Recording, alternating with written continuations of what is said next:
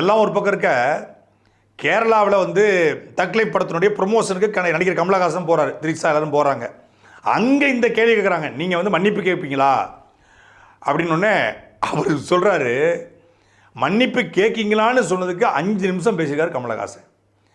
கடைசி வரைக்கும் மன்னிப்பை பற்றி பேசவே இல்லை. ஒருவேளை மன்னிப்பு கேட்பீங்களான்னு கேட்ட கேள்விக்கே 5 நிமிஷம் விளக்கம் கொடுத்துருக்காரு.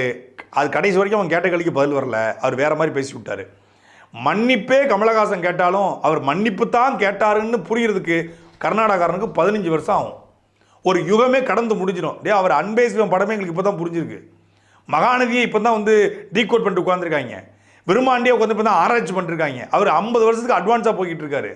அவர்கிட்ட போய் நீ மன்னிப்பு கேட்டனா அவர் மன்னிப்பு கேட்டாரா இல்லையான்னு உனக்கு புரியவே புரியாது. அப்படி ஒரு கொலை போட்டுட்டு ஒட்டுமொத்தமான கர்நாடகாரனும் மண்டையில் பிச்சுக்கிட்டு திருவீங்க. அந்த அளவுக்கு பேசிட்டு போயிடுவாப்புல. அதனால தான் இங்கேருந்து அவர் பண்ணது பத்தாதுன்னு சொல்லி ராஜ்சபாக்கு அவர் அனுப்புறதுக்கு முக்கியமான காரணமே வடநாட்டுக்காரனை பூரா மண்டையை பிச்சுட்டு வாங்க ராஜா, போய் ஏதாவது குழப்பி விட்டு வாங்கன்னு அவர் அனுப்பிச்சி விட்டுருக்காங்க. அதனால் அவர்கிட்டலாம் நீங்கள் மன்னிப்பு கேட்டு எதிர்பார்க்காதீங்க. அது வராது. வந்தாலும்